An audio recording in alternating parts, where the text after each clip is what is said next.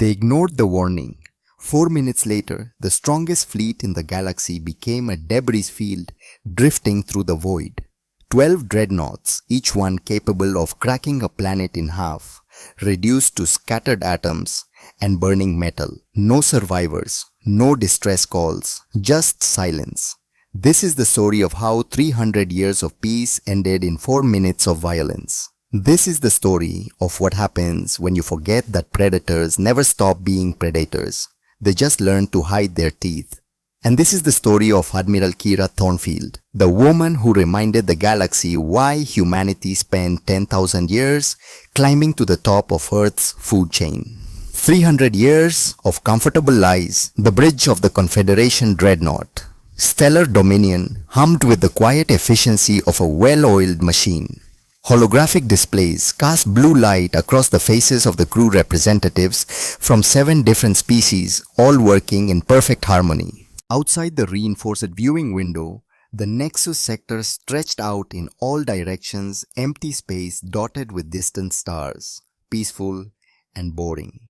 Admiral Kira Thornfield stood with her hands clasped behind her back, watching the stars with the patience of someone who had spent 35 years staring at the same view. She was 58 years old, with steel grey hair, pulled back in a regulation bun, and eyes the color of winter ice. Her uniform bore the insignia of the combined fleet 12 dreadnoughts. Under her command, the most powerful military force the Galactic Confederation could field. For 3 months, they had been patrolling this sector. 3 months of absolutely nothing happening. "Sensor sweep complete, Admiral," reported Lieutenant Marcus Webb from his station. "No anomalies detected. All quiet." Again, Kira said, her voice carrying the flat tone of someone who had heard the same report 1,000 times. Behind her, Commander Garrett Vance shifted his weight. He was 35, ambitious, sharp-featured, with the restless energy of a man who believed his talents were being wasted on patrol duty. "Ma'am, if I may, we've been out here for 92 days without a single incident. The Nexus sector has been secure for decades. Perhaps Command might consider reassigning us too. They'll reassign us when they reassign us, Commander." Kira didn't turn around. "Until then, we maintain our patrol pattern. Routine keeps crews sharp. Boredom keeps them alive." Vance bit back whatever response he'd been forming. He'd served under Admiral Thornfield long enough to know that arguing was pointless. She was the Iron Lady of the Void, respected, feared, and absolutely inflexible when it came to discipline and protocol. What Vance didn't know, what none of them knew, was that Kira Thornfield understood boredom better than any of them could imagine. Because for the past 30 years, she'd been living the most elaborate deception in galactic history. The Galactic Confederation was 300 years old. 147 species had joined together in a great democratic union, pledging to settle disputes through dialogue and negotiation rather than violence. 3 centuries of peace, 3 centuries of prosperity, 3 centuries of comfortable certainty that civilization had evolved beyond the primitive need for war. Humanity had been part of that peace since the beginning. The human territories consisted of 12 star systems along the galactic rim, frontier space, mostly agricultural colonies and trading posts. Quiet, unassuming, contributing their share of wheat and manufactured goods to the Confederation economy, but otherwise unremarkable. Human ships were grey and boxy, built for cargo hauling rather than combat. Human ambassadors spoke in soft tones about cooperation and mutual benefit. Human culture celebrated farmers and engineers and teachers, builders, not warriors.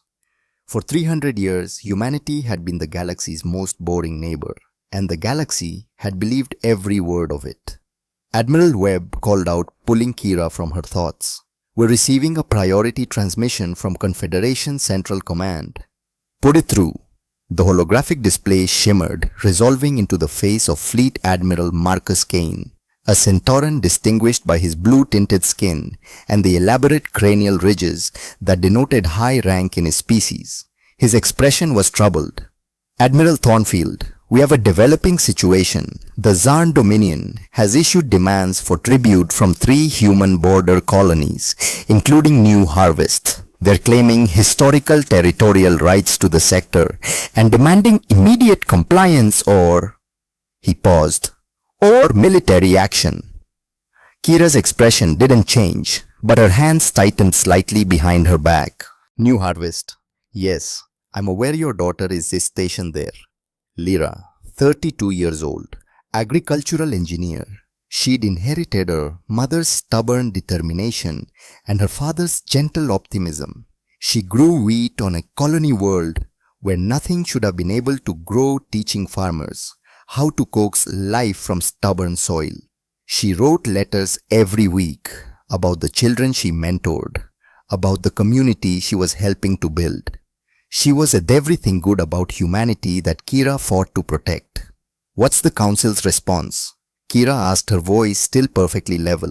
Fleet Admiral Kane's ridges darkened the Centauran equivalent of a grimace. The Council is voting on Article 12, military protection for threatened colonies. He hesitated. Early counts suggest the vote will fail. The bridge fell silent. Everyone understood what that meant. Article 12 was the Confederation's Mutual Defense Clause, the promise that an attack on one member's territory was an attack on all. It was the foundation of their 300-year peace.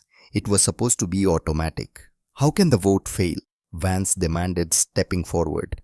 The Zarn are threatening civilians. 40,000 people live on New Harvest alone. The Council can do whatever the majority votes to do, Commander Kane said wearily. Many representatives believe that military intervention risks escalating into a wider war. They're arguing that diplomatic pressure and economic sanctions are more appropriate. Diplomatic pressure, Kira repeated, and something in her tone made Vance take an involuntary step back. While 40,000 civilians wait to see if barbarians will respect strongly worded letters. Admiral, I understand your personal connection too. This isn't about my personal connection, Fleet Admiral.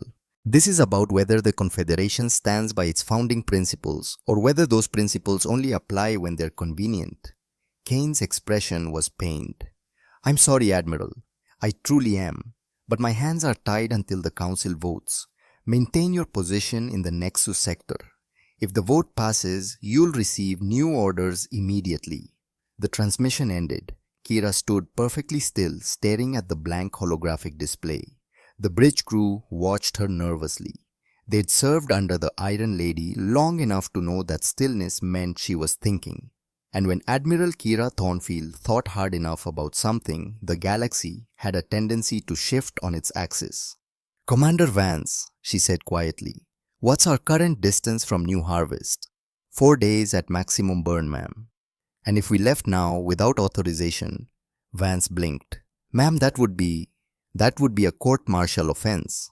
Abandoning our patrol route without orders. I asked for a travel time, Commander, not a legal opinion. 4 days, Admiral. Kira nodded slowly. Then she turned and walked toward her ready room. At the door she paused. Continue standard patrol pattern. I'll be in my quarters. Do not disturb me unless the situation changes. The door hissed shut behind her. The provocation. 48 hours later the vote came in. Article 12 failed. 89 votes against 58 in favor. The Confederation Council had decided that defending 3 human colonies wasn't worth the risk of war. Kira received the news alone in her ready room, reading the official transmission on her personal display. She read it 3 times, her face expressionless. Then she archived the message and sat in silence, hands folded on her desk. They'd voted from safe chambers on the capital world, light years from any danger. They'd debated the philosophical implications of military force versus diplomatic engagement. They'd carefully weighed the political costs and benefits. And they decided that Lyra's life, that 40,000 lives, weren't worth defending. Kira's personal comm chimed. A priority message, encrypted, marked urgent. She opened it. The screen filled with Lyra's face, young, smiling with Kira's ice blue eyes and her father's warm smile. She was standing in a wheat field, golden grain, swaying behind her in the colony's artificial breeze. "Hi, Mom," Lyra said, and Kira's chest tightened at how normal her daughter sounded. "I know you're probably freaking out about the Zarn situation. Don't worry too much, okay? We've got good people here. If anything happens, we've got shelters. The engineers say they can hold for weeks if necessary." Lyra glanced over her shoulder at the wheat field. "I wanted you to see this." Remember how Dad always said, nothing good grows from fear? Well, we got the hybrid strain to take root. This crop is going to feed 15,000 people this year. All those kids I've been teaching, they did this. They're building something beautiful out here, Mom. She looked back at the camera and her smile faded slightly. "I know what you're thinking, that you should be here protecting us. That's always been your first instinct. Protect everyone, even if it costs you everything." She shook her head gently. "But you taught me something else too. You taught me that sometimes building is more important than fighting. So that's what I'm doing. Building." Lyra stepped closer to the camera. "I love you, Mom. Whatever happens, I'm proud to be your daughter. And I'm proud of what we're creating here. Tell Dad I'll write him soon. Love you both." The message ended. Kira sat in the darkness of her ready room, staring at the blank screen. Outside, the Nexus sector continued its eternal rotation. Stars burned. Space remained cold and empty and indifferent. She closed her eyes. When she opened them again, something fundamental had changed in Admiral Kira Thornfield. Something had been cut away clean and surgical and permanent. The attack came 6 hours later. Kira was on the bridge when the emergency transmission burst through, garbled, broken, filled with the sounds of explosions and screaming. "Under attack! Zarn fleet, orbital bombardment, civilian sectors, please." The transmission cut out. "Get me new harvest," Kira ordered, her voice cutting through the sudden chaos on the bridge. "Now!" Webb worked frantically at his station. "Can't establish a clear link, ma'am. Massive interference. I'm reading energy signatures consistent with plasma bombardment. Multiple impacts." "Show me." The main display shifted to a long-range sensor feed of the new harvest system. Even at this distance, the signatures were unmistakable. 3 Zarn heavy cruisers in stable orbit, systematically firing on the colony's population centers. The planet's defensive shields flickered and failed under the sustained assault. "How long?" Vance asked quietly.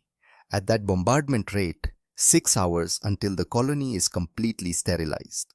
Kira's hands gripped the command chair's armrests. "Send emergency request to Confederation Command. Request immediate authorization to engage." "Sending now, ma'am." They waited. 5 minutes. 10. 15. The response came back. "Request denied. Maintain current position.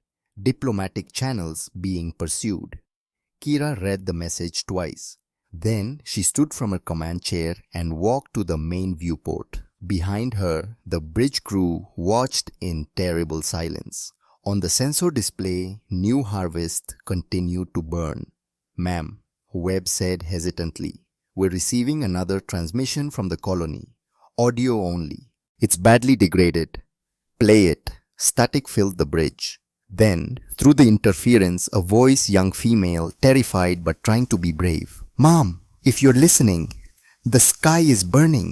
The shelters didn't hold. They're burning the wheat fields. Everything we built. It's..." Lyra's voice broke. "Tell Dad I love him. Tell him his hybrid wheat. It was beautiful, Mom. The children learned so much. We made something good here. Static, silence, nothing. Signal lost." Webb reported, his voice barely above a whisper. Kira stood at the viewport, staring at the stars. Her reflection in the reinforced glass showed no expression. No tears, no rage, just stillness. Behind her, Vance stepped forward. "Admiral, we could reach New Harvest in 4 days. If we left now. We have our orders, Commander." "Ma'am, your daughter is down there." "I'm aware of my daughter's location." Kira turned, and Vance actually stepped back at what he saw in her eyes. "I'm also aware of our orders from Confederation Command. We will maintain our position in the Nexus sector. Is that understood?" Yes, ma'am, Vance said quietly. Kira walked back to her ready room. At the door she paused.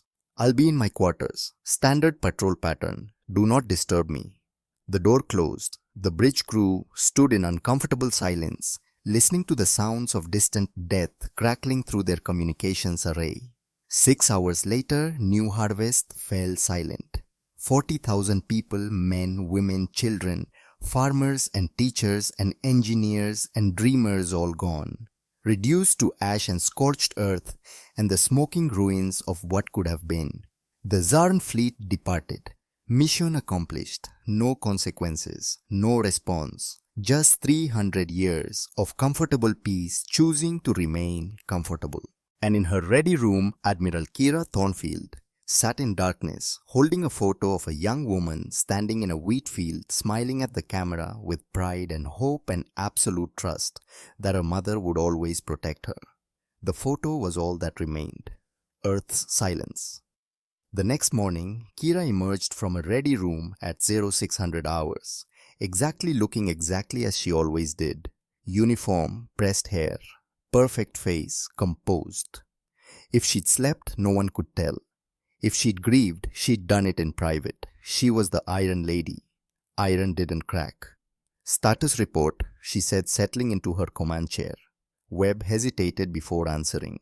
Ma'am, we've been monitoring transmissions from Earth Command. There's something unusual happening. Explain. 6 hours ago, all communications from Earth and the human colonies went dark. No transmissions, no responses, no routine check-ins. It's like they all went offline simultaneously. Kira's expression didn't change. All human territories, every single one, ma'am. 12 star systems, just silent. Around the bridge, crew members exchanged nervous glances. 300 years of reliable human participation in galactic affairs, and suddenly nothing. It was unprecedented. Confederation Command is requesting status updates from all human vessels, Webb continued. They're concerned about a possible systems failure. Or, his console started screaming. Every sensor on the bridge lit up simultaneously. Warning alarms blared. The main display erupted with contact signatures appearing across the galaxy like flowers blooming in fast forward. Report? Kira snapped. Webb's hands flew across his console, his voice rising with disbelief. Admiral, I'm detecting massive energy signatures from human space. Hundreds of ships, no thousands, all powering up simultaneously. How is this? Show me. The main display shifted to show the galactic map. Red contact markers were appearing everywhere. Hundreds, then thousands, spreading across human territory like wildfire. Those merchant ships near the trade lanes, Webb said, his voice shaking. They're shedding their outer hulls. Admiral, there are warships underneath. Military-grade weapons platforms. How did we miss this? Keep reporting, Lieutenant. The museum shipyards orbiting New Terra, they are coming online. Full military production capacity. The energy signatures are off the scale. And there are ships appearing from deep space, stealth vessels dropping cloak. Admiral, there are thousands of them. Vance stepped up beside Kira's chair. This is impossible. We have comprehensive intelligence on every Confederation member's military capacity. Humans had 12-star systems and a merchant fleet. Where did these ships come from? Kira said nothing. She simply wholly watched the display as the true scope of humanity's hidden strength revealed itself to a shocked galaxy. 240 warships near the trade lanes, 1,200 emerging from the shipyards, 2,000 more materializing from dark space where they'd been waiting in perfect silence. 3,400 warships total, built over 300 years of careful, patient, methodical preparation. Built while the galaxy debated philosophy and voted on principles and congratulated itself on being civilized. Ma'am, Webb said quietly, we're receiving a priority transmission. It's encrypted using old military codes. It's addressed to you personally. Put it through. The display cleared. A single line of text appeared. Protocol Fenrir. Released. Welcome home, Admiral. Kira read the message once. Then she stood and walked to her ready room. Over her shoulder, she said, "Commander Vance, you have the bridge. Maintain current position." "Admiral, what's happening? What's protocol?" "Fenrir." Kira paused at the door. For the first time in 35 years of service, she smiled. It was not a comforting expression. 30 years ago, Commander, I took an oath, a secret one in a Black Ops ceremony that officially never happened. I swore that if the Confederation ever abandoned humanity in our hour of need, we would remember. And if they ever betrayed us, we would activate. She touched the door panel. Before stepping through, she looked back at her crew, these good people from 7 different species who had served under her loyally for years. For 300 years, the galaxy forgot something important. They forgot that apex predators don't stop hunting just because they learn to smile. Her expression hardened. They're about to remember. The door closed. 60 seconds later, it opened again. Admiral Kira Thornfield stepped back onto the bridge wearing a uniform that nobody recognized, black instead of blue. No Confederation insignia. Instead, on her chest, a patch showing Earth rising over a lunar horizon surrounded by stars. The uniform she'd kept hidden in a sealed locker for 30 years. The uniform of the Earth Defense Force. "Commander Vance," she said calmly, "I am formally resigning my commission in the Confederation Combined Fleet. You are now in command of this vessel. My recommendation is that you maintain current patrol pattern and report this development to Confederation Command immediately." Vance stared at her. "Admiral, you can't just—" "I can, Commander, and I am." She walked to the communication station. "Lieutenant Webb, I need a secure channel to the Earth Defense Command. Authorization code Thornfield Sigma 7. Webb's fingers moved automatically, muscle memory overriding confusion. "Channel open, ma'am."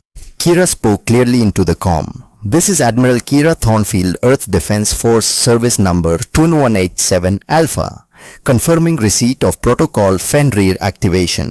Requesting immediate tactical update and fleet assignment." The response came back immediately in a voice that was calm and professional and utterly devoid of emotion. "Admiral Thornfield, welcome home. Your fleet is assembling now. All ships ready for deployment. Awaiting your command." "Understood. Transmit tactical data to my personal coordinates. I'll be transferring to my flagship within the hour." "Acknowledged, Admiral. Earth Defense Command sends its condolences regarding your daughter. She was one of 40,000. They will all be remembered." Kira's hand tightened on the communication panel, the only sign of emotion she allowed herself. "Thank you." Thornfield out. She turned to face her former crew. They stared at her like they'd never seen her before. In a sense, they hadn't. "For 300 years, Kira said quietly, humanity played the role the galaxy wanted us to play. Peaceful, harmless, boring. We grew wheat and transported cargo and smiled and nodded when the council made its decisions." She clasped her hands behind her back. "But we never forgot what we were, what we had to be if we were going to survive in a galaxy that votes on whether your children deserve to live." "You were building a military," Vance breathed, "all this time, while pretending to be merchants and farmers." "We weren't pretending, Commander, we are farmers, we are merchants. But we're also something else, something older, something the galaxy forgot because we let them forget." She walked to the viewport and looked out at the stars. "Every human is trained from childhood, basic military skills alongside reading and mathematics. Every merchant ship is a warship in disguise. Every museum shipyard is a fully operational military production facility. Every colony has underground bunkers and weapon caches and evacuation protocols." She turned back to face them. "We hoped we'd never need any of it." "We really did." "And now?" Vance asked. "Now the Zarn Dominion is going to learn a lesson. One we learned 10,000 years ago on Earth, fighting our way to the top of the food chain." Kira's expression was cold as winter. "Peace is a beautiful dream, but it only works when everyone agrees to dream it. The moment someone decides to be a nightmare." Her smile returned sharp and terrible.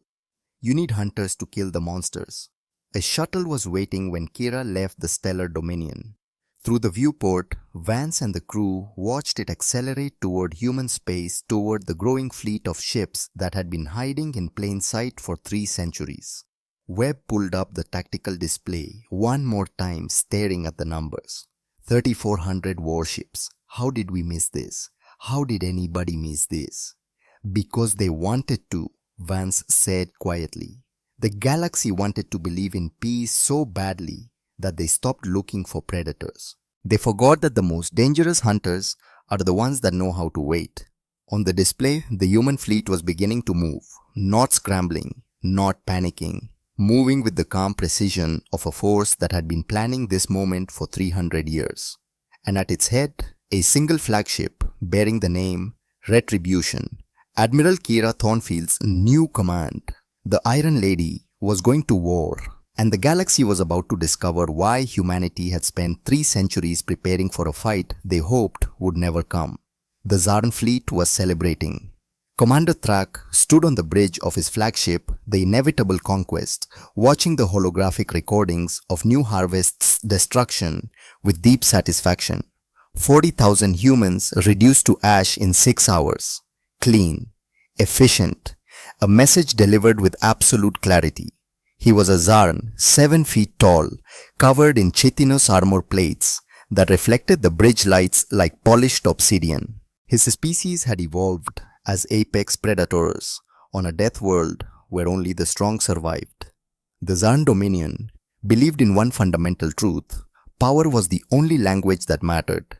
Sir, his tactical officer reported, all ships accounted for, 0 casualties. Supplies at 93%. The fleet is ready to return to home space.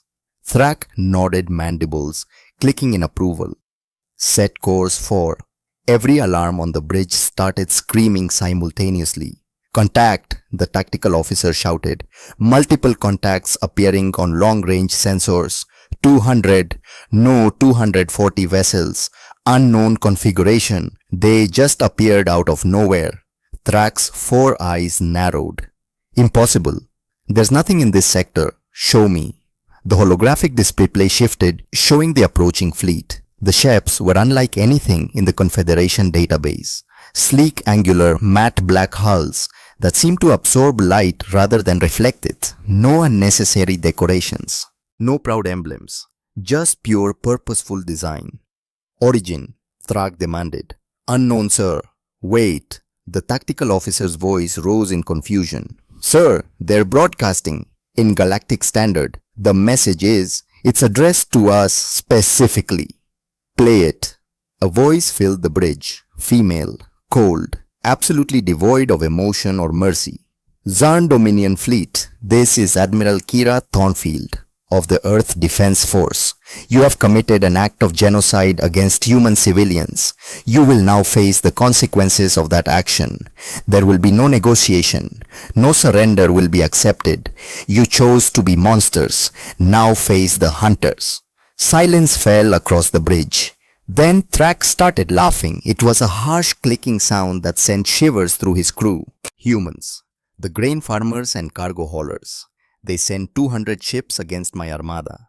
He gestured at the tactical display, showing his own force, 200 heavy cruisers, each one battle-tested and crewed by warriors bait for combat.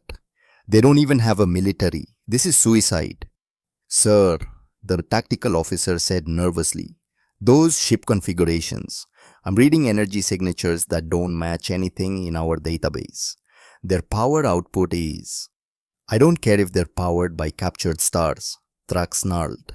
We have numbers, we have experience, and we have the Zarn way. He stood to his full height. All ships battle formation. We'll crush these farmers and add their ships to our trophy collection. Today, the galaxy learns that the Zarn Dominion answers to no one. The 2 fleets continued their approach. Zarn heavy cruisers spreading into a classic encirclement formation. Human ships maintaining a tight defensive sphere, moving with synchronized precision that was almost mechanical. On the bridge of the Inevitable Conquest, Thrak watched the tactical display with predatory anticipation. This would be over in minutes. He had no idea how right he was. Aboard the Retribution, Admiral Kira Thornfield, stood in her command center surrounded by holographic displays showing every angle of the approaching battle. Her crew, 40 men and women in Black Earth Defense Force uniforms, worked in absolute silence. No unnecessary chatter, no nervous tension, just professional focus. They'd been training for this moment their entire lives. Captain Helena Morse stood at Kira's right hand, her intelligence officer 40 years old, with auburn hair and sharp green eyes that missed nothing.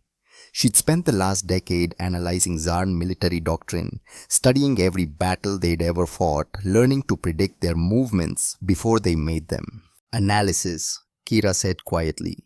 Textbook Zarn encirclement, Helena replied. They're assuming we'll try to break through their weakest point. They've reinforced their flanks, left their center deliberately weak as a trap. The moment we commit to a breakthrough attempt, they'll collapse the formation and crush us. And if we were a conventional force, it would work.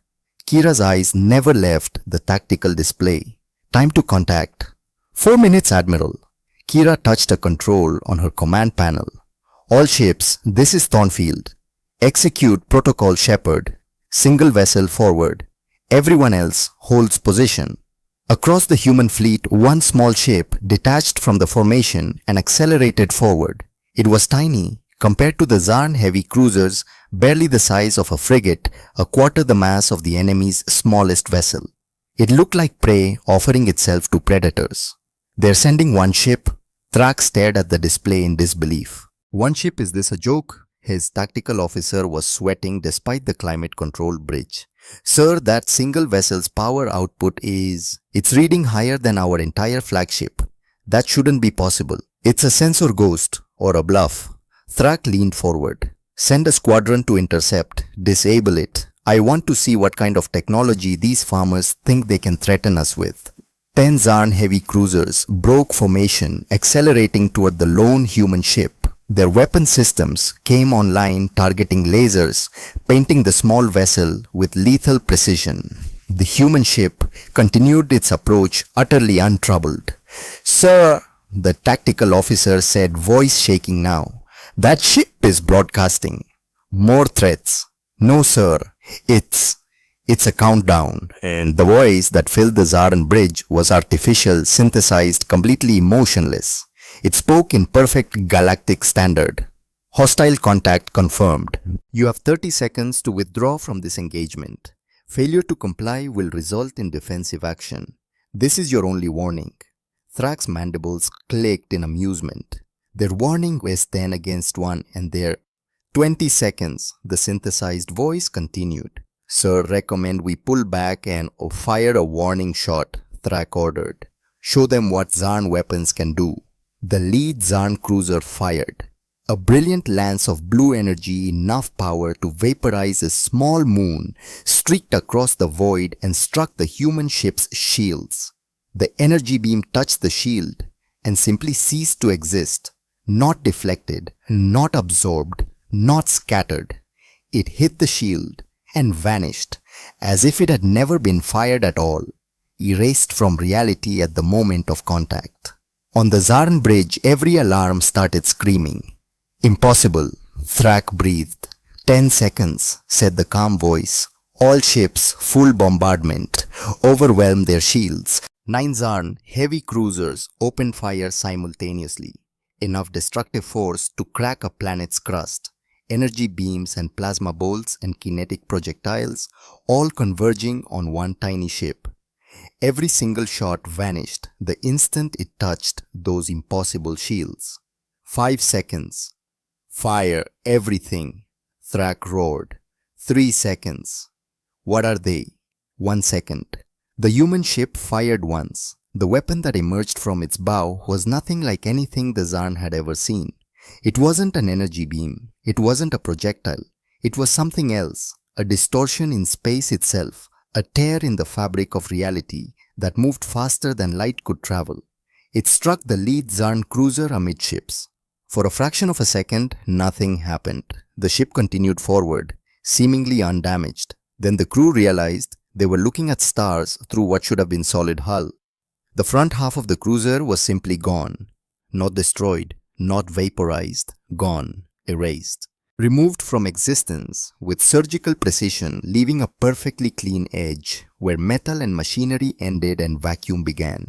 The remaining crew had exactly 3 seconds to scream before emergency bulkheads sealed and life support failed. The dead Hulk continued forward on momentum alone, a monument to what happened when you ignored a countdown. "One ship destroyed," the synthesized voice announced. "8 vessels remaining. You have 5 seconds to begin withdrawal." Thrax stared at the tactical display, his 4 eyes wide with something he hadn't felt in 2 decades of military service. "Fear. Fall back," he whispered. "Sir." "Fall back all ships. Emergency. Retreat." The 9 surviving Zarn cruisers tried to turn, tried to run, tried to escape. The human ship fired again. This time the weapon was different.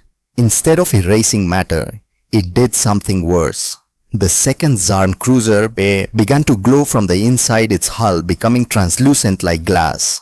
Through the transparent metal, the crew could see their own ship's internal structure, could watch as their power core started to destabilize. The reactor went critical. The explosion was visible from 3 star systems away. When the light faded, there was nothing left but expanding gas and scattered atoms. 2 ships destroyed, the calm voice continued. 7 remaining. Withdrawal window expired. Engaging defensive protocols. The human ship moved. It shouldn't have been able to accelerate that fast. Physics said it was impossible, but it shot forward like a bullet, weaving between the panicking Zarn vessels with impossible precision. Every time it fired, a different weapon emerged. Different effect, different result, different nightmare. The third ship was hit by something that affected molecular bonds. The crew watched in horror as their hull began to unravel like thread being pulled from a sweater. Metal peeled away in long strips, exposing internal compartments to vacuum systems, failing in cascading sequence until nothing remained but scattered debris. The fourth ship suffered a different fate. A weapon struck it that seemed to affect gravity itself. The entire vessel began to crumple, inward armor plates folding like paper support beams, bending like plastic. The 1 kilometer-long cruiser compressed into a sphere barely 50 meters across. The crew died instantly, crushed beyond recognition, their ship transformed into a metallic tombstone. The fifth ship was hit by something that caused temporal distortion. The brand new warship aged rapidly, decades passing in seconds. Hull plates, rusted and corroded systems, failed from centuries of wear until what had been a proud vessel became a derelict hulk that looked like it had been drifting for 1,000 years. 5 ships destroyed, the voice announced. 2 remaining, capture protocols authorized. In the 6th and 7th ships tried desperately to flee. Their engines burned at maximum power, every system pushed beyond safe limits in a desperate attempt to escape. The human ship released something, a pulse of energy that spread out in a sphere touching both fleeing vessels simultaneously. Every system shut down, not destroyed, not damaged, simply off. Engines stopped, weapons powered down, life support failed, emergency lighting died. The ships became dead hulks drifting on momentum, their crews trapped in darkness, suffocating slowly in the silence. 2 ships disabled and captured. Enemy force neutralized. Total engagement time 4 minutes 17 seconds. Awaiting further orders. On the bridge of the inevitable conquest, Thrax stared at the tactical display showing his squadron reduced to 2 lifeless hulks and scattered debris. His mandibles trembled. His armor plates, usually so strong and imposing, seemed to rattle. "How many ships do they have?" he whispered. His tactical officer's voice cracked. "Sir, that was 1 ship. 1 ship just destroyed 7 heavy cruisers in 4 minutes, and there are 239 more just like it waiting behind it." The rest of the Zarn fleet hung in space, paralyzed by the impossibility of what they just witnessed. 200 heavy cruisers crewed by the galaxy's most feared warriors, and not one of them wanted to move forward, because now they understood what they were facing. Not farmers, not merchants, Not the peaceful neighbors who'd spent 3 centuries smiling and nodding and pretending to be harmless. Apex predators who'd been pretending to be prey for so long that the galaxy forgot what they really were.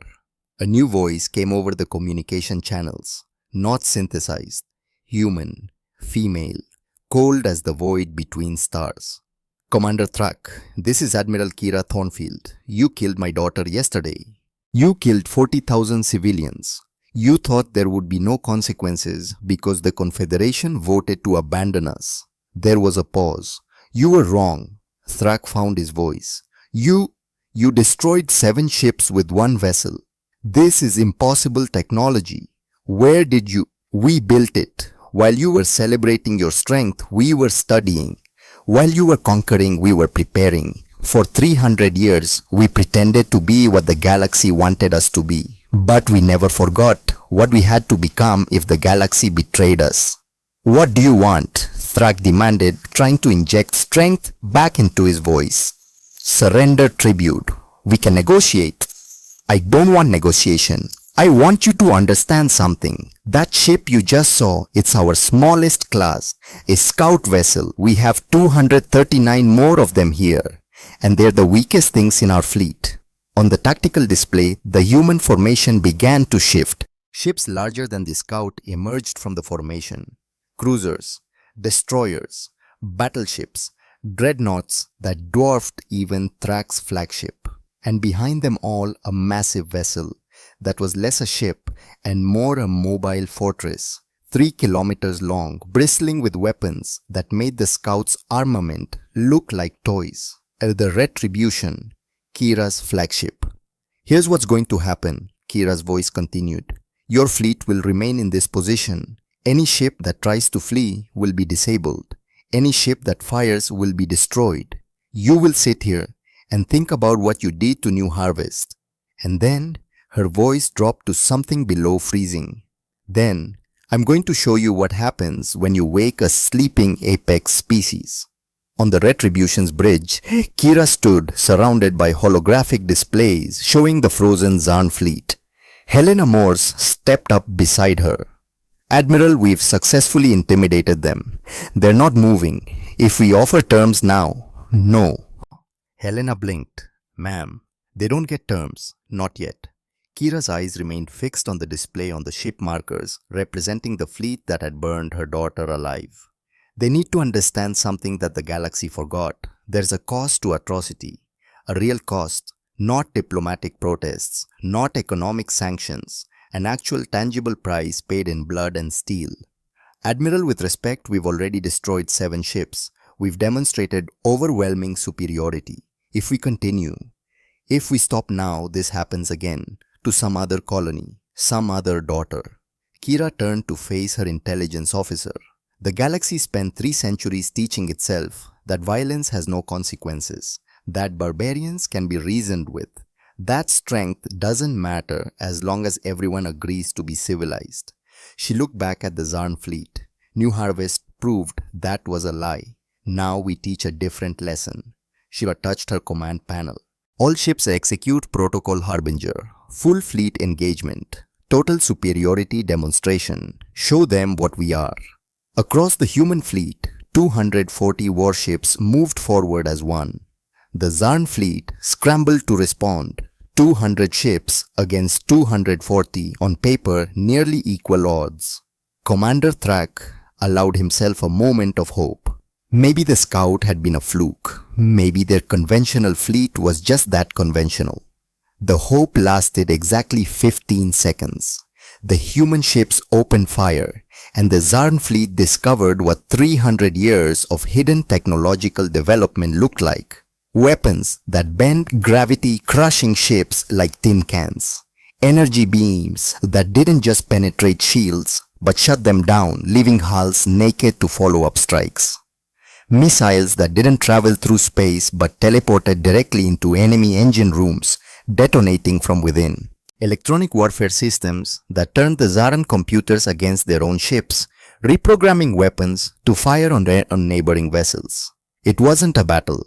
It was a physics lecture, delivered through applied violence. The Zarn fleet fought back with everything they had. plasma cannons that could melt asteroids, kinetic projectiles moving at relativistic speeds, tactical nuclear warheads, the full arsenal of a species that had conquered 17 worlds through military might.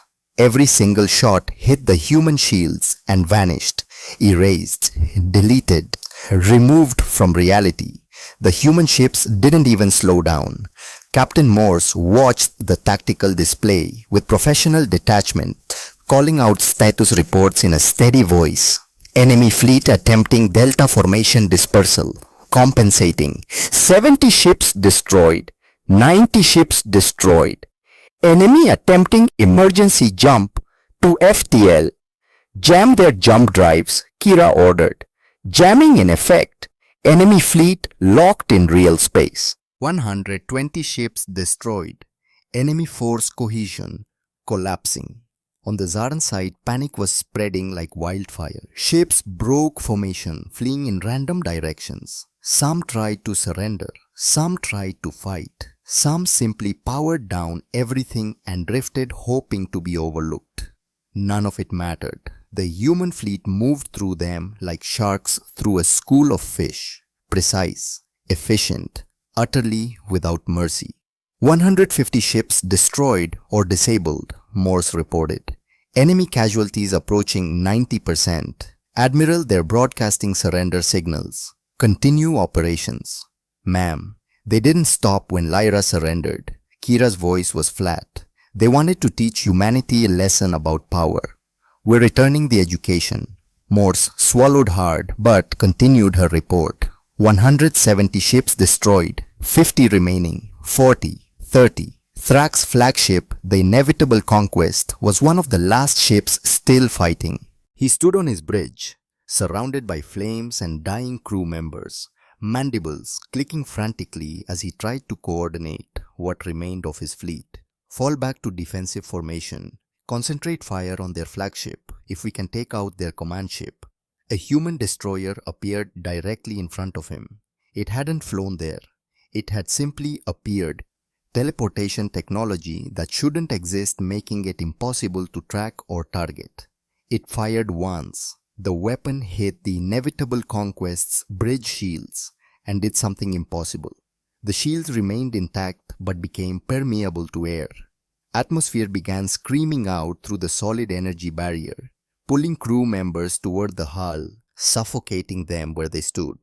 Thrak watched his crew die gasping for air that was being pulled into space through shields that should have protected them. The human destroyer moved on to its next target, leaving Thrak's flagship dying but intact, a calculated mercy that felt more like cruelty. 20 ships remaining, Morse called out. 15, 10. Then, finally it was over. 10 Zarn ships remained. 10 out of 200. Their survivors drifted in space powerless, their crews trapped inside waiting for the killing blow. It didn't come. Instead, Admiral Kira Thornfield's voice filled every communication channel, broadcasting to the survivors and beyond, knowing that the Confederation was monitoring everything. Attention surviving Zarn vessels, you have been defeated. Your fleet is destroyed. Your warriors are dead or disabled. You came to human space thinking we were weak, thinking we wouldn't fight back, thinking 300 years of peace meant we'd forgotten how to hunt. Her voice grew colder. You were wrong, we didn't forget. We just chose not to show you what we were capable of, because showing it meant we'd have to use it. But you forced our hand. You killed 40,000 civilians. You burned my daughter alive. You gave us no choice. A pause. Now here's the part you don't expect. We're not going to kill you. We're going to let you survive. We're going to rescue your crews from the disabled ships. We're going to provide medical care for your wounded. We're going to treat you better than you treated New Harvest. Confusion rippled through the Zarn survivors. Mercy from apex predators. We're doing this not because you deserve it. You don't. We're doing this because unlike you, we remember that we're supposed to be civilized. That strength without restraint is just murder. That victory without honor is hollow. Kira's voice became steel. But understand this, we're letting you live so you can carry a message back to the Zarn Dominion. Tell them what happened here. Tell them that humanity isn't what they thought. Tell them that the farmers and merchants they dismissed spent 300 years building weapons they hoped they'd never have to use. And tell them that if they ever threaten human worlds again next time, we won't stop at 10 ships. Next time we'll bring all 3,400 vessels to Zarn home space. And next time we won't show mercy. Silence fell across the battlefield. Then Kira added more quietly, "My daughter's name was Lyra. She was 32 years old. She taught children how to grow wheat. She never hurt anyone. She built things instead of destroying them. You killed her because you could, because you thought there would be no consequences." Another pause. "Today, you learned that there are always consequences. You just don't see them until the predators decide to stop hiding their teeth." She cut the transmission. Around her, the Retribution's bridge crew stood in silence. They just participated in the most one-sided battle in recent galactic history. 200 ships destroyed in less than 4 hours. Not one human ship damaged. Not one crew member injured. Total, complete, absolute dominance. Helena Morse stepped close to Kira and spoke quietly. "Admiral, that was brutal. The galaxy is watching. They're going to see this and they're going to see what happens when you attack us." Kira interrupted. "Good. Let them see. Let them understand." She turned to face her intelligence officer. "For 300 years, humanity played by the galaxy's rules. We voted, we debated, we trusted that civilization would protect the innocent. And when we needed that protection, most the Confederation voted no." She gestured at the tactical display showing the destroyed Zarn fleet. "This is what happens when the civilized world decides that protecting the weak isn't worth the political costs. The hunters wake up. And once they're awake, the whole galaxy has to adapt." "And now?" Morse asked. Kira pulled up a galactic map. Red markers showed Zorn military positions across 40 star systems, over 10,000 ships, the remaining 98% of their fleet. Now we teach the rest of them the same lesson. Every single Zarn ship, every military installation, every command center. We dismantle their capacity for aggression piece by piece until they can never threaten another colony again. "Admiral, that's a full-scale war. That could take months." "It'll take 60 days, Kira said calmly. "I have already run the projections. 60 days to break the Zarn dominion completely." She looked at Morse. "You asked what happens now. Now we show the galaxy what 300 years of preparation looks like. Now we demonstrate why humanity spent centuries building weapons we hoped we'd never use." She touched her command panel. "All ships prepare for extended operations. Plot courses for the Zarn core systems. We're taking this war to their territory. And we're not stopping until every single ship that could threaten human civilians is scrap metal." Around the bridge, crew members straightened in their stations. They'd signed up for defense. Now they were being asked to become something more. But when they looked at their admiral, at the woman who'd lost her daughter because the galaxy voted to abandon them, they understood.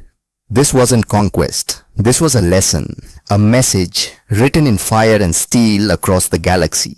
The human fleet jumped to FTL, leaving behind the wreckage of 200 Zarn ships and a battlefield that would be studied in military academies for centuries to come. The engagement that would later be known as the 4-Minute War, though it actually lasted 4 hours, the name came from that first brutal demonstration with the scout ship was over. But the real war was just beginning. And across the galaxy, in the halls of the Confederation Council, in the war rooms of a dozen different species, in the quiet conversations of beings who thought they understood how power worked, a new calculation was being made. Humanity had played the part of harmless neighbors for 300 years. But the mask was off now. The predators were awake. And the entire galactic order was about to be rewritten by a species that everyone had underestimated. Admiral Kira Thornfield stood on her bridge, looking at the stars, thinking about a daughter who'd died in wheat fields because diplomacy failed. And she made a promise, never again, no matter what it cost, no matter how many ships she had to destroy, or how many enemies she had to make. Never. Again. Day 7 of the war, the Confederation Council chambers on Zentari Prime had never been so quiet. 147 species represented in the grand circular hall, and not one delegate spoke above a whisper. They watched the holographic displays showing tactical updates from the Zarn front, with the stunned silence of people witnessing the impossible. 7 days, 3 Zarn core systems, 4,000 enemy ships engaged, human casualties still 0. Chancellor Varin, a Centauran diplomat with elaborate cranial ridges that denoted his high station, stood at the central podium. His blue-tinted skin had taken on an unhealthy pale shade. He'd been Chancellor for 40 years, presiding over an era of unprecedented peace and prosperity. That era had ended 7 days ago. "We are receiving reports," he said, his voice carefully controlled, "that the human fleet has destroyed or disabled 2,000 Zarn military vessels in the past week. They have cracked planetary shields on 3 Zarn colony worlds, shields that should have taken months to penetrate in under 6 hours each. They are using weapons technology that violates everything we understand about physics." He paused, looking around at the assembled delegates. "And they are doing all of this without taking a single casualty. They're not fighting a war. They're conducting an extermination." Ambassador Thorvain of the Rigelian Collective stood, a tall crystalline being whose body refracted light in complex patterns. "Chancellor, we must intervene. The Zarn committed atrocities, yes, but this response is disproportionate. This is genocide." "Is it?" The voice came from the back of the chamber. Every delegate turned. A woman walked down the center aisle. She wore the black uniform of the Earth Defense Force, moving with the precise steps of someone who had spent a lifetime on military vessels.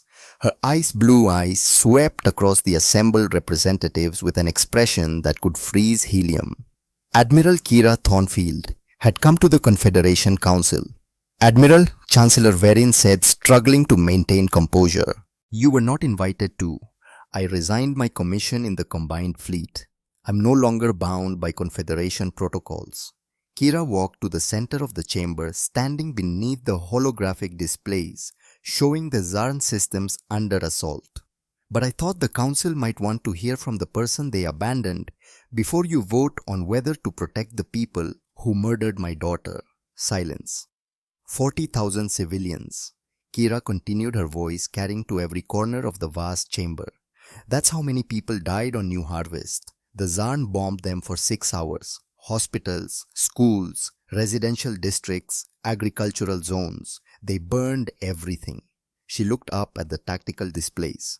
"You voted on whether those 40,000 people deserved protection. 89 of you voted no. 58 voted yes. The majority decided that defending human colonists wasn't worth the political risk." Ambassador Thorvain's crystalline structure flickered with agitation. "The council believed that diplomatic solutions—" "My daughter was an agricultural engineer," Kira interrupted, her voice cutting like a blade. "She taught children how to grow wheat on a world where nothing should grow. Her last words to me were, 'I love you.'"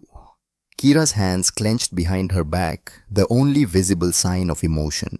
Then the transmission cut out, because a Zarn plasma bomb vaporized the communications building along with everyone inside it. She was 32 years old. She never hurt anyone. She built things. She created life where there was none. A pause. "And you voted that she wasn't worth defending." Chancellor Varin cleared his throat. "Admiral, we understand your loss. We truly do. But your response has been extreme. 2,000 ships destroyed. Entire military installations leveled. You're systematically dismantling the Zarn Dominion's capacity for self-defense." "Yes," Kira said simply. "That's exactly what I'm doing. You can't simply watch me." Kira gestured at the displays. "For 300 years, humanity played by your rules. We voted. We debated. We trusted in the system. We trusted that when evil came, civilization would stand together." Her voice dropped to something colder than vacuum. "Then evil came, and civilization voted to look the other way. So now humanity is writing new rules. She turned in a slow circle, making eye contact with delegates from dozens of species. You want to know why we hid our military capabilities for 3 centuries? Because we knew this day would come. We knew that eventually someone would test whether the Confederation's principles actually meant anything, whether your promises were real or just comfortable words. She stopped facing the Chancellor directly. You failed that test, so now we operate under different principles. And what principles are those? Demanded Ambassador Thorven. Kira's expression hardened. Si vis pacem para bellum. If you want peace, prepare for war. It's an ancient Earth saying. For 300 years you forgot it. You made weakness into a virtue. You called it enlightenment. She shook her head. But weakness doesn't create peace. It just invites predators to the door. And when the predators come, you need something stronger than diplomatic protests to stop them. So you become predators yourself, another delegate called out. We already were, Kira replied. We just learned to hide it because that's what you wanted, because we believed in your dream of peace. Her expression hardened. But dreams end when you wake up. New Harvest was our wake-up call. Now the whole galaxy gets to see what humanity looks like when we stop hiding. Chancellor Verin raised his hands placatingly. Admiral, please. We acknowledge that the Council's response to the New Harvest situation was insufficient. But surely you can see that your current course of action is leading toward total war. The Zarn Dominion still has 8,000 ships. If you continue this campaign, 60 days, Kira interrupted. That's how long it will take to dismantle every Zarn military asset that could threaten civilian populations. Then we stop. She clasped her hands behind her back. You see, unlike the Zarn, we don't want conquest. We want security. Once they can't hurt anyone else, we'll help them rebuild. We'll establish trade agreements. We'll integrate them into a new security framework. A security framework you control. Ambassador Thorven accused. A security framework where your promises actually mean something, Kira countered. Where attacks on civilians have immediate and severe consequences. Where strength protects the weak instead of enabling the strong to prey on them. She looked around the chamber one last time. You had 300 years to build that framework. You failed. So humanity is building it now, with or without your approval. Day 15. Captain Helena Morse stood in the intelligence center aboard the Retribution, surrounded by holographic maps showing the progression of the war. Red markers indicated Zarn military positions, thousands of ships, hundreds of installations, all being systematically eliminated.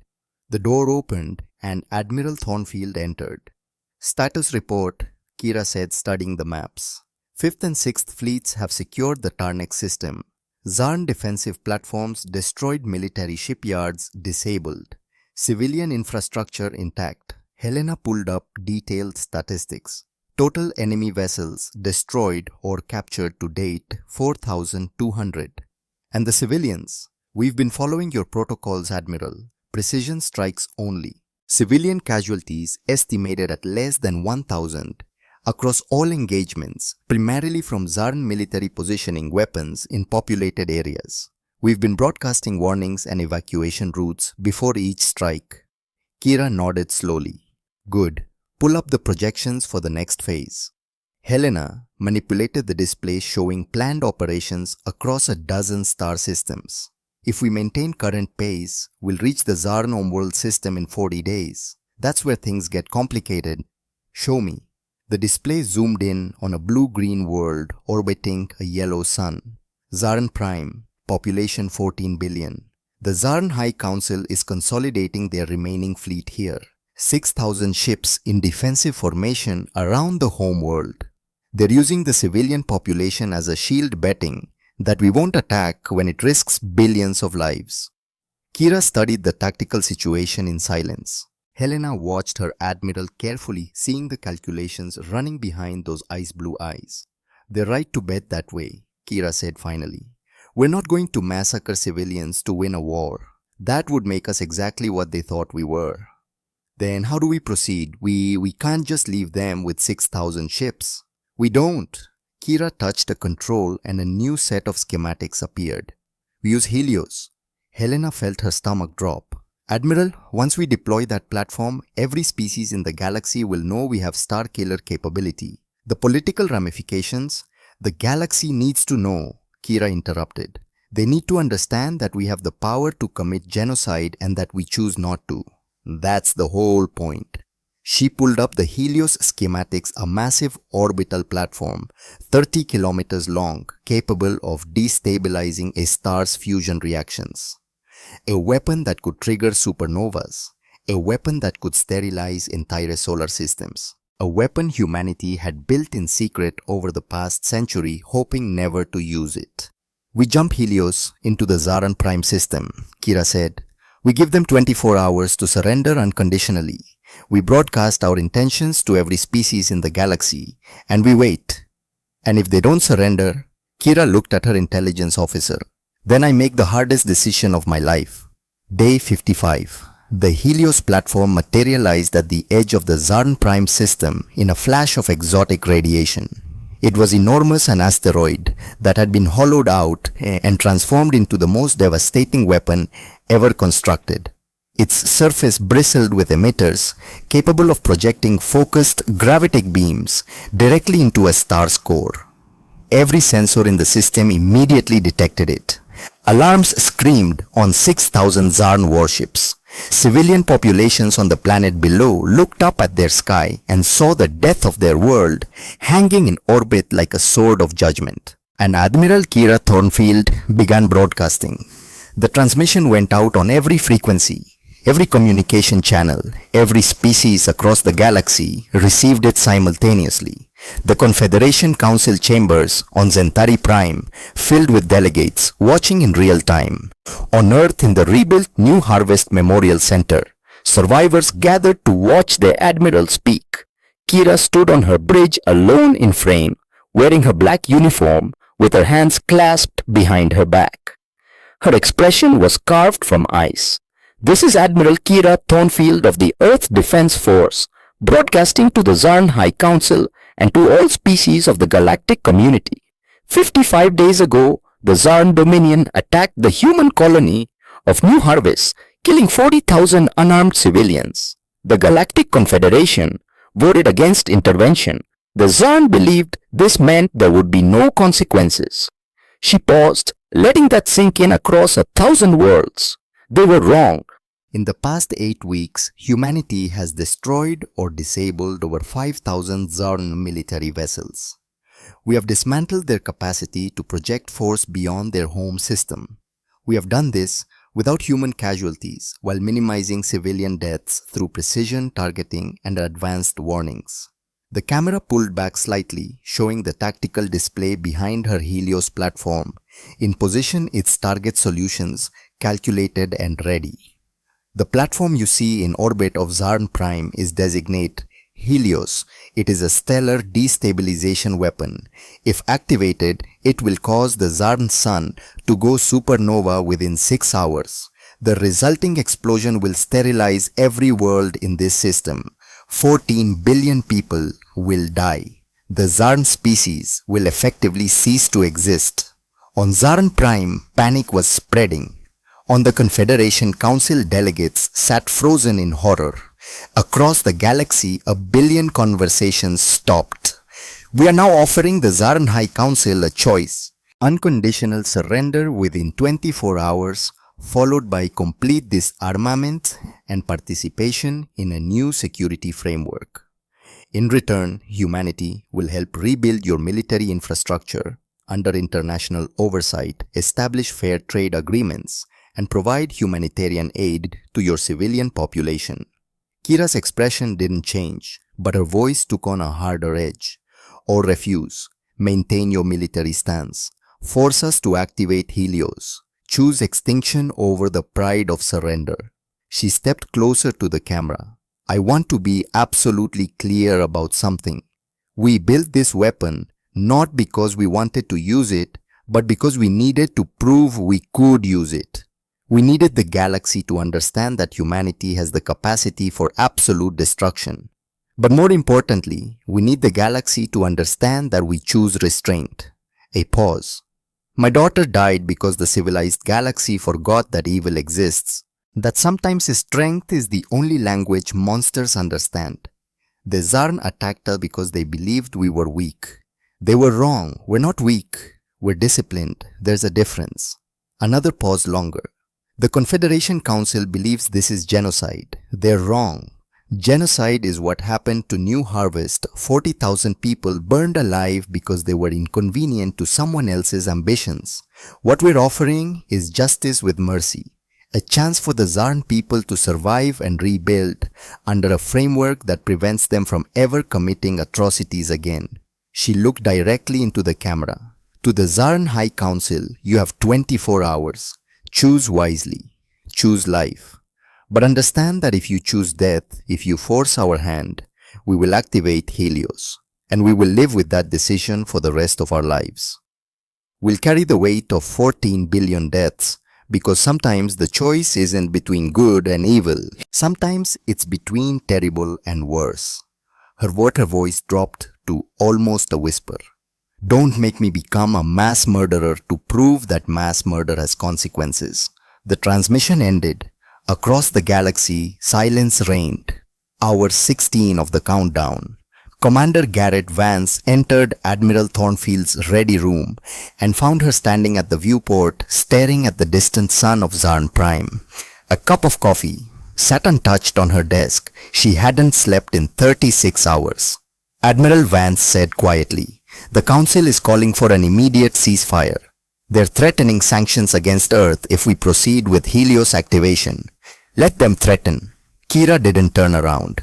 They had their chance to prevent this. "Ma'am, if we actually activate that platform, we'll be responsible for the deaths of 14 billion people. That's not justice. That's..." "I know what it is, Commander." Her voice was hollow. "Do you think I don't know? Do you think I haven't been standing here calculating exactly how many children are on that planet? How many farmers and teachers and engineers who are just like Lyra, just trying to build something good?" She finally turned to face him, and Vance was shocked by what he saw in her eyes.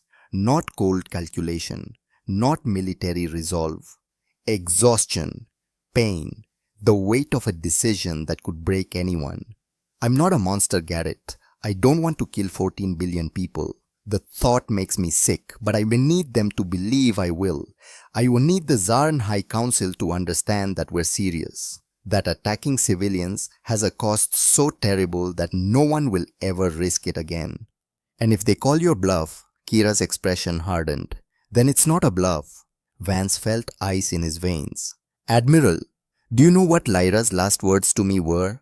Kira interrupted. "She said, 'I love you.'" She walked back to the viewport. "I've been standing here trying to figure out what love means in this context. Does love mean I protect the galaxy from future atrocities, even if it costs 14 billion lives? Or does love mean I show mercy to people who showed none to my daughter?" "What's the answer?" "I don't know." She placed a hand against the viewport. "But I have 8 more hours to figure it out." Hour 23. 57 minutes remaining. The Retribution's bridge was silent as a tomb. Every crew member at their station watching the countdown, watching the Zarn home world, waiting to see if their admiral would give the order that would make them all complicit in the largest massacre in galactic history. Helena Morse stood at her intelligence station monitoring communications from Zarn Prime. "Admiral, we are intercepting civilian broadcasts from the planet's surface. Riots in major cities. Military attempting to maintain order. The civilian government is demanding the High Council surrender. They're begging us not to fire." Kira stood at her command station, hands on the console watching the countdown. "Any response from the High Council?" "Negative, ma'am. They're holding their position. 6,000 ships still in defensive formation. They're calling it a bluff." "Status of Helios. Fully charged. Targeting solutions locked. Gravitic emitters ready. We can fire on your command, Admiral." The bridge crew waited. Some prayed. Some simply stared at their stations, unable to watch. They'd signed up to defend humanity. Now they were being asked to commit genocide. 45 minutes remaining. "Admiral," Vance said quietly, We could use a warning shot, demonstrate the platform's capability without actually destroying the sun. No. Kira's voice was flat. If we fire for effect. Anything less undermines the entire point. They need to believe we'll do it. 30 minutes remaining. A new transmission came through. Helena's hands flew across her console. Admiral, we're receiving a priority communication from Earth. It's Fleet Admiral Kane from the Confederation Council chambers. Put him through. The holographic display showed the Centauran Fleet Admiral is blue skin, pale with stress. Behind him, the Confederation Council chambers were in chaos. Delegates shouting, arguing, some openly weeping. Admiral Thornfield, Kane said, his voice strained. The Council is prepared to authorize military intervention on behalf of New Harvest. Retroactively, we'll formally condemn the Zarn action and provide full reparations. We'll reaffirm Article 12. Just please don't fire that weapon. You're 60 days too late, Fleet Admiral. We made a mistake, we acknowledge that, but committing genocide won't correct it. I agree, Kira said, and Kane stopped mid-sentence. Genocide doesn't correct anything. It just creates more tragedy on top of tragedy. That's why I really hope the Zarn High Council surrenders in the next 28 minutes. And if they don't, Kane whispered. Kira looked directly into the camera. Then I'll have to decide whether proving a point is worth 14 billion lives. She cut the transmission. 20 minutes remaining. Admiral, Helena called out. Zarn military channels are going crazy. Their fleet commanders are arguing with the High Council. Some ships are breaking formation. They're refusing orders to maintain position. They're running. How many?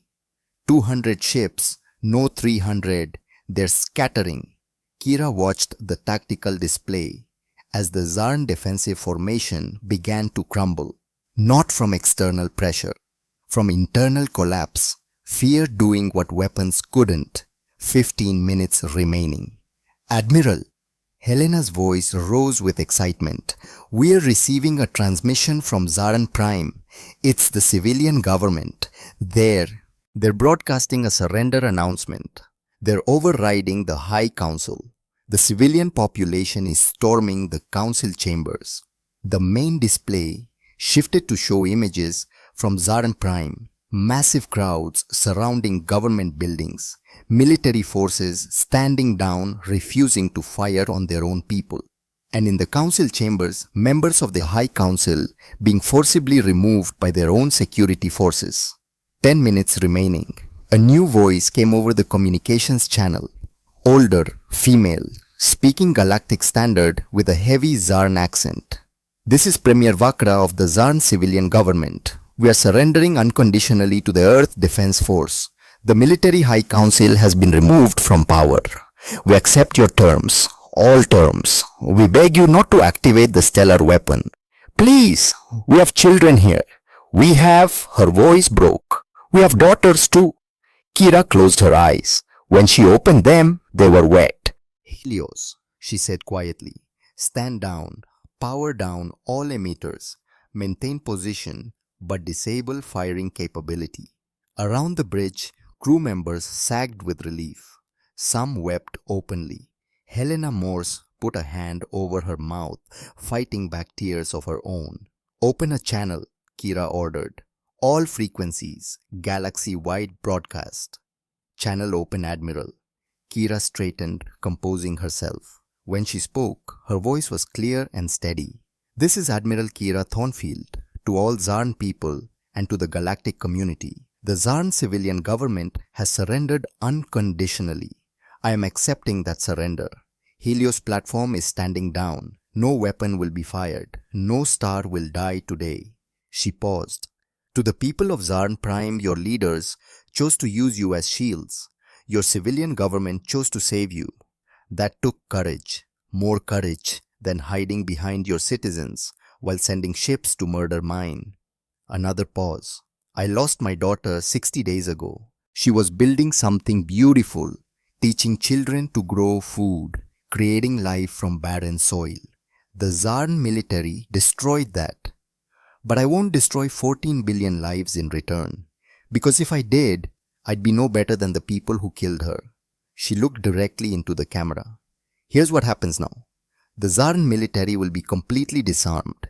Every ship, every weapon, every military installation. You will participate in building a new security framework, one where our promises actually mean something, where attacks on civilians result in immediate intervention, where strength protects the weak instead of preying on them. In return, humanity will help you rebuild. We'll establish fair trade agreements. We'll provide humanitarian aid.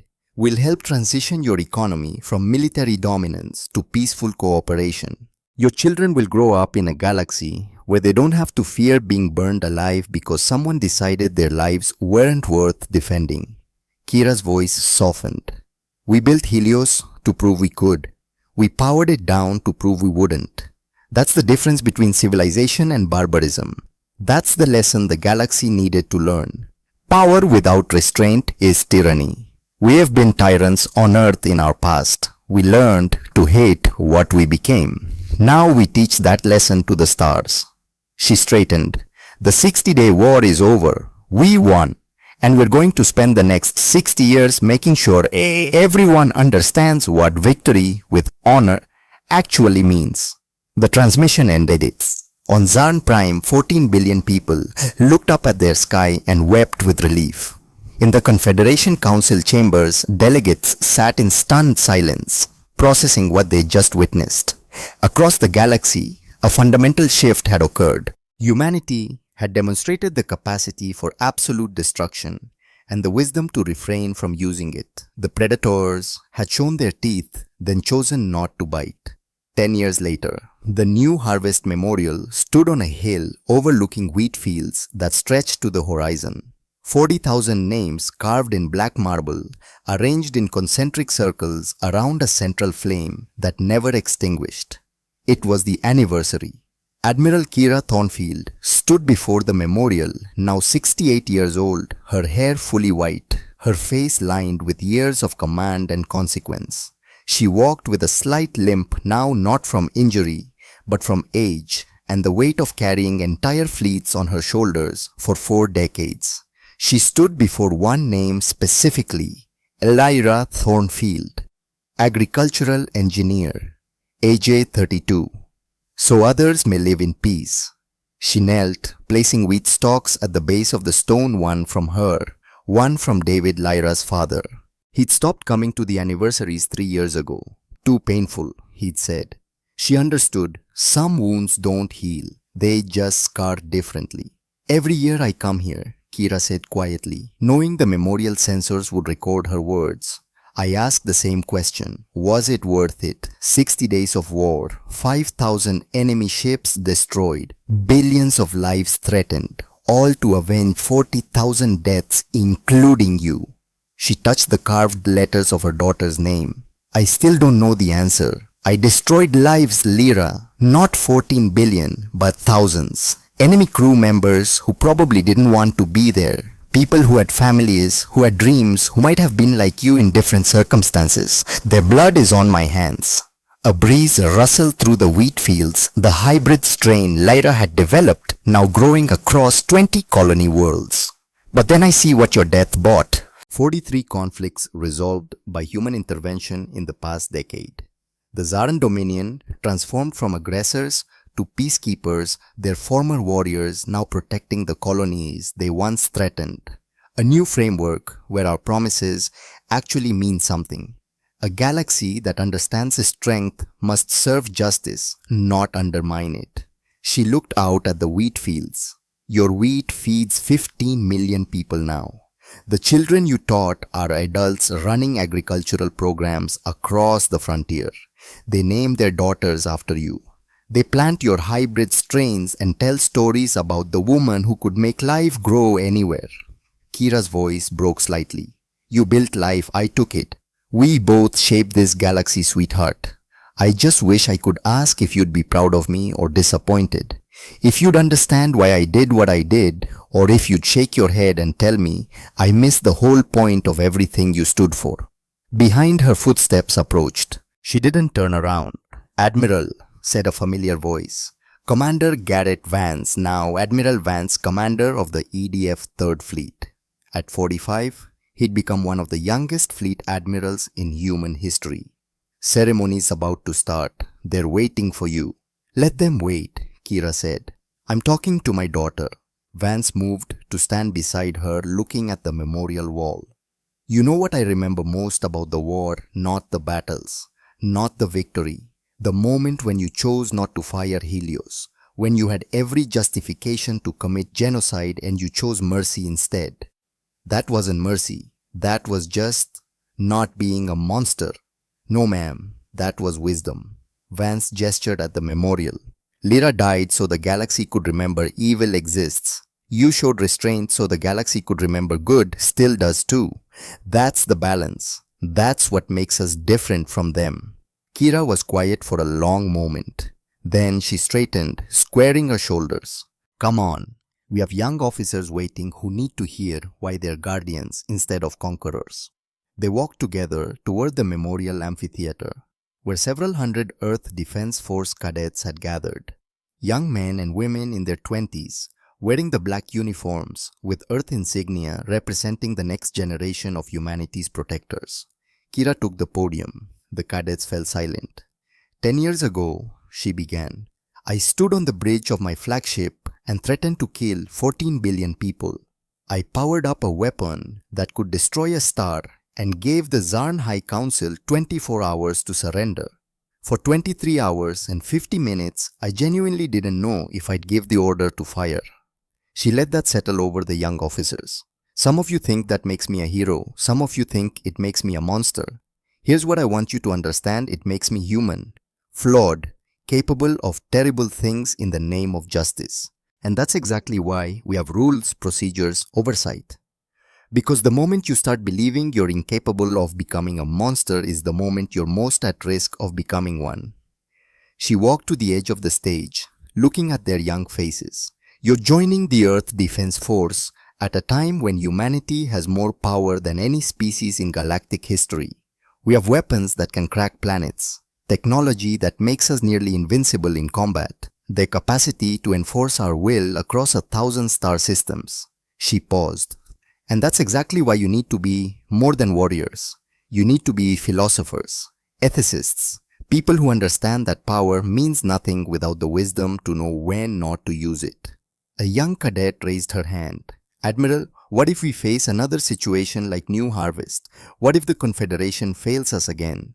Then we intervene anyway, Kira said simply. But we intervene to protect, not to conquer. We save lives, not end them. We build what failed into something that actually works instead of destroying the whole system because it disappointed us once. She looked across the assembled cadets.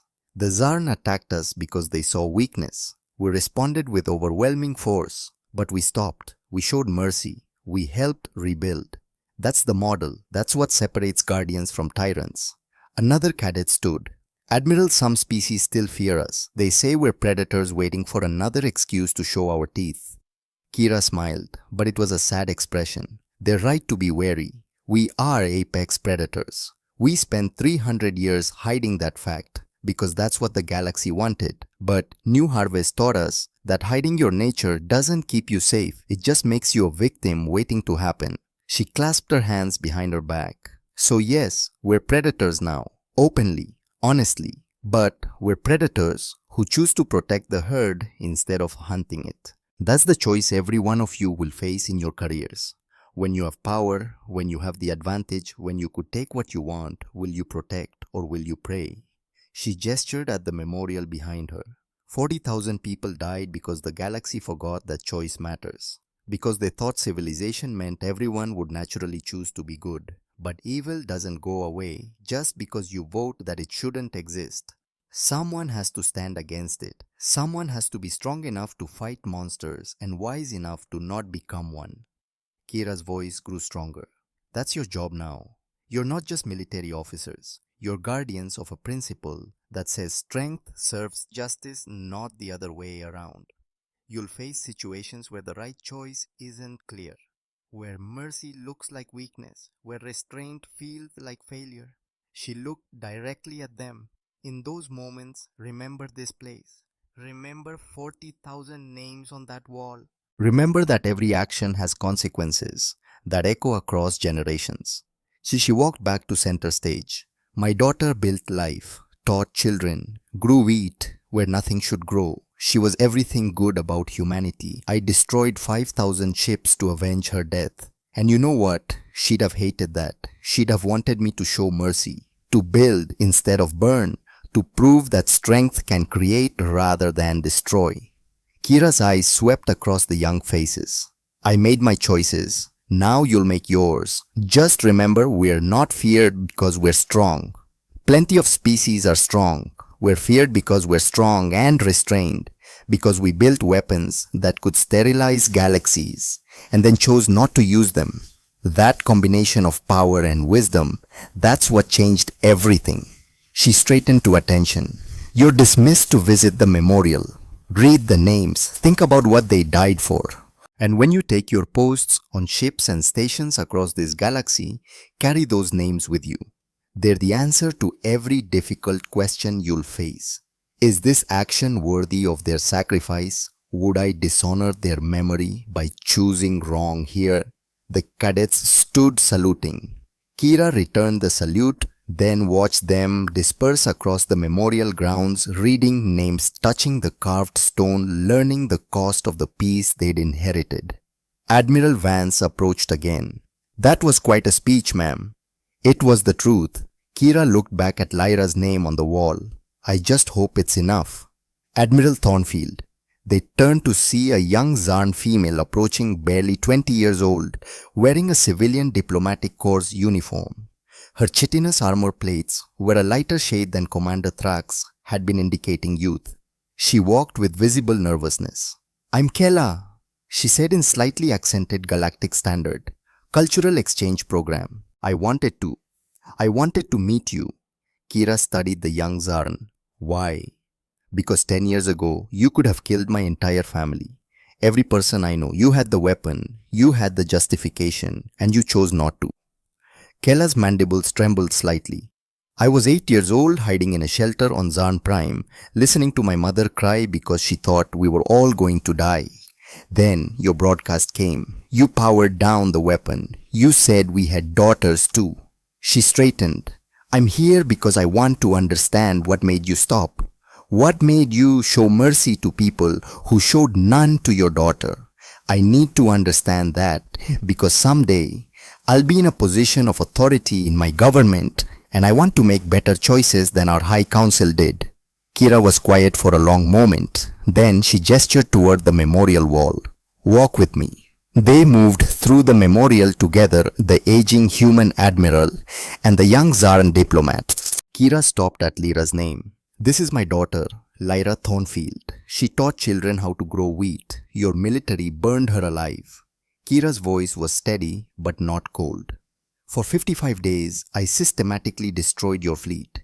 Every day, I thought about activating Helios. Every day, I calculated whether 14 billion Zarn lives equaled 40,000 human lives, plus the deterrent value of total extinction. Kela listened, mandibles still. You want to know why I stopped? It wasn't mercy. It wasn't compassion. It was math. Kira touched the carved letters of her daughter's name.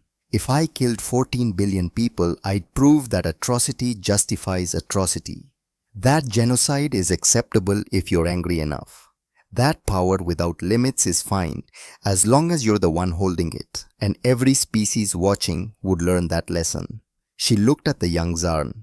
But if I built the most devastating weapon imaginable and then chose not to use it, if I showed that strength can be restrained, that justice doesn't require matching evil with evil, then maybe, just maybe, the next time someone faces that choice, they remember. They choose restraint. They prove that civilization means something. So you spared us to teach a lesson, Kela said quietly. I spared you because killing you would make me exactly what I was fighting against. Kira turned to face her fully. Your High Council saw humans as weak because we built wheat instead of warships. My daughter died because they saw kindness as vulnerability. If I responded by exterminating your species, I'd prove they were right, that kindness is weakness, that only monsters survive. She looked back at the memorial. I needed to prove the opposite, that you can be strong enough to destroy anyone and wise enough not to. That mercy isn't weakness, it's strength under control. That's the only way this galaxy survives. Not by eliminating every threat, but by teaching every threat that there's a better way. Kela was silent for a long moment. Then she bowed deeply, a gesture of profound respect in Zarn culture. Your daughter would be proud of you, Admiral. Kira's eyes glistened, but no tears fell. I hope you're right. I really do. 3 months later, the galaxy had changed. 43 conflicts resolved by human intervention. 17 species had requested human protection treaties. The Confederation had reorganized around a new framework, one with enforcement mechanisms and human oversight. Trade had quadrupled between former enemies. Zarn children attended human universities. Human agricultural techniques fed billions across 12 species worlds. It wasn't perfect. Some species still feared humanity's power. But fear with respect was better than contempt without consequences. The predators were guardians now, and the herd was learning to sleep easier.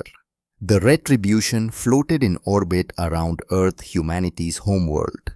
Aboard the ship, Admiral Kira Thornfield stood in her ready room reviewing a proposal on her datapad. The door chimed. Come. Admiral Vance entered carrying a priority message tablet. Ma'am, you need to see this. It's from the frontier, the Kolvax sector. Kira took the tablet, reading quickly. Her expression hardened. Raiders, yes ma'am, attacking an independent colony, 2,000 civilians. The colony is not part of the Confederation. They are outside protected space, no treaty coverage. And they're requesting help anyway. Yes ma'am, they know our reputation. They're asking if humanity will intervene, even without treaty obligations. Kira set down the tablet and walked to her viewport, looking at Earth below the blue-green world where humanity had spent 10,000 years learning to be apex predators, then 10,000 more learning to be civilized. What's the fleet status? 5th and 7th ready to deploy. We could be there in 6 hours.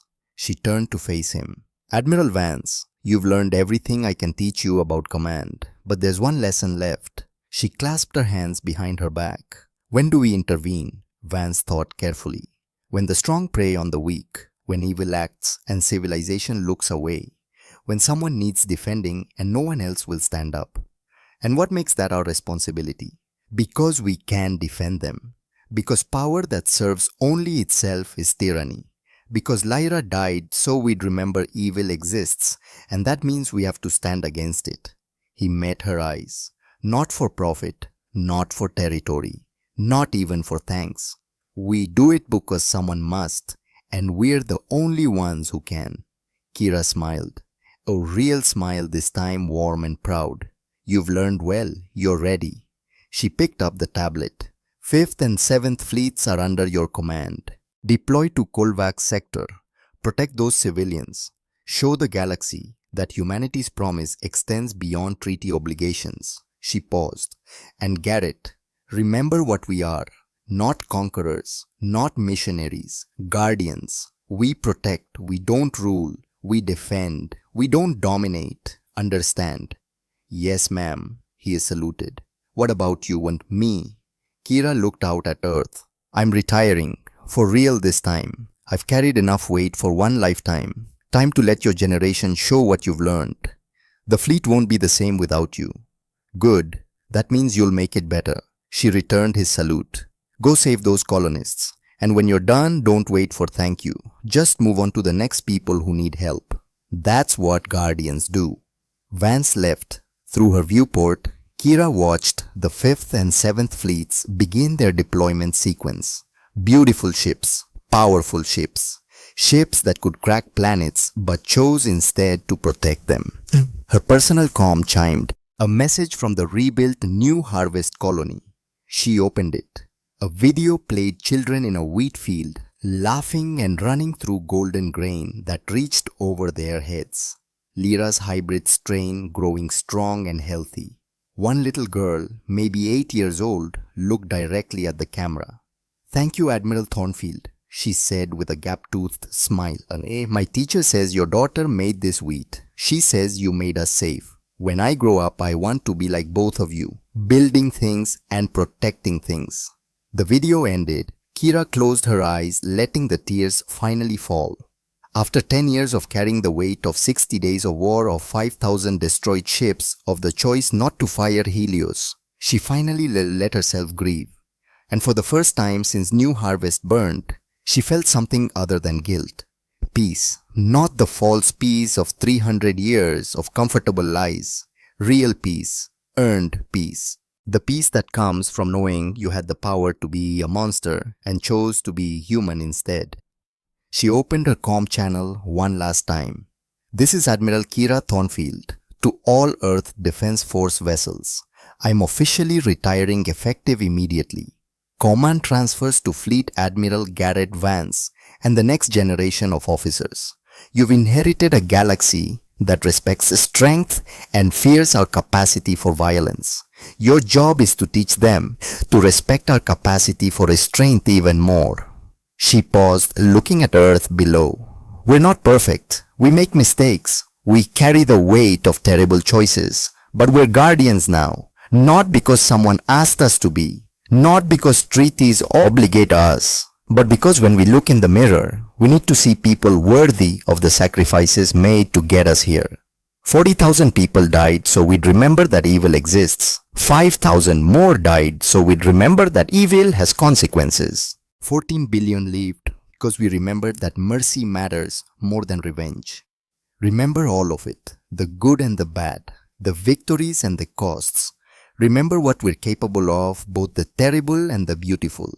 And when you face your own impossible choices, remember that the hardest decisions are the ones that define whether we're civilized or just clever monsters with better weapons. This is Admiral Kira Thornfield signing off. Fair winds and following seas to all of you. May you never have to make the choices I made. But if you do, may you choose as well as you can, and forgive yourselves for the rest. She closed the channel. Outside her window, the 5th and 7th fleets jumped to F2 racing to protect colonists they'd never met, asking nothing in return except the knowledge that they'd done what was right. The predators were awake. The galaxy knew their teeth. But more importantly, the galaxy knew their restraint. And that choice between what we can do and what we should do was the gift that Lyra Thornfield's death had purchased. A lesson written in fire and steel and mercy across the stars. A lesson that would echo through generations. The choice that separates civilization from chaos. Guardians from tyrants. Humans from monsters. Real strength isn't the ability to destroy everything. It's the wisdom to know when not to.